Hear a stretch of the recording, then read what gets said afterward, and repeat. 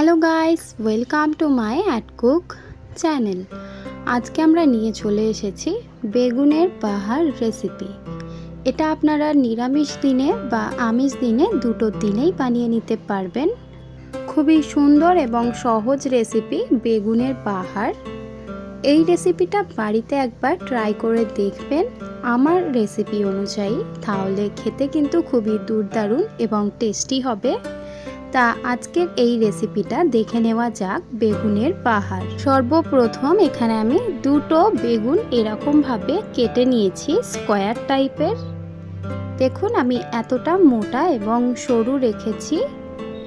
বেগুন বাহারের জন্য আমাদের মিডিয়াম সাইজের বেগুনগুলোকে কেটে নিতে হবে, না হলে কিন্তু বেশি বড় সাইজের রাখলে বেগুনগুলো সিদ্ধ হবে না এবং ছোট সাইজের রাখলে তাড়াতাড়ি বেগুনগুলো সিদ্ধ হয়ে যাবে।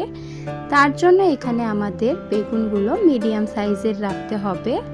প্রথমে নুন দিয়ে দেব। বেগুনগুলো ভেজে নেওয়ার জন্য এখানে আমি কয়েকটি মশলা দিয়ে দিচ্ছি। দিয়ে দিলাম হাফ চা চামচ হলুদ গুঁড়ো এবং গুঁড়ো লঙ্কা দিয়ে দিচ্ছি প্রায় 1 চিমটি। এই দুটো মশলা দেওয়া হয়ে গেলে এখানে ভালোভাবে বেগুনগুলোকে মাখিয়ে নিতে হবে মশলার সঙ্গে।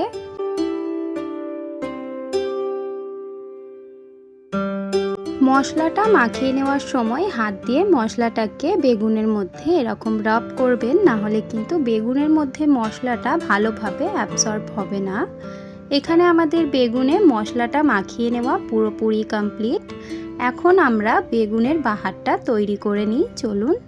প্রথমে এখানে আমি একটা প্যানের মধ্যে দিয়ে দিলাম পর্যাপ্ত পরিমাণের সর্ষের তেল। সর্ষের তেলটা গরম হয়ে আসলে এখানে আমি বেগুনগুলো এই তেলের মধ্যে দিয়ে ভেজে নেব। এখানে আমরা প্রথমে বেগুনগুলোকে অল্প একটু নাড়াচাড়া করে প্রায় 30% মতো ভেজে নেব।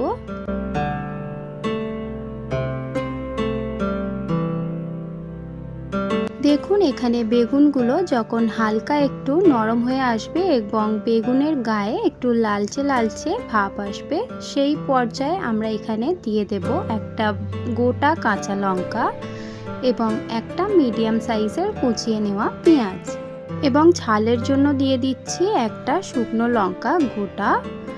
এবার আমরা প্রত্যেকটা জিনিস নাড়াচাড়া করে একটু ভেজে নেব লাল ব্রাউন করে। প্রায় এখানে 2 থেকে 3 মিনিট নাড়াচাড়া করা হয়ে গেলে এখানে আমি দিয়ে দিচ্ছি হাফ চা চামচ হলুদ গুঁড়ো, দিয়ে দিচ্ছি হাফ চা চামচ লঙ্কা গুঁড়ো, আর দিয়ে দিচ্ছি এখানে 1 চা চামচ জিরে গুঁড়ো, দিয়ে দিচ্ছি অল্প একটু স্বাদ পরিমাণে নুন। নুনটা আমরা আগেও ব্যবহার করেছি, এই কথাটা মাথায় রেখে এখানটায় নুন ব্যবহার করলাম। এবং সবশেষে দিয়ে দিচ্ছি 1 চা চামচ আদা এবং রসুনের পেস্ট।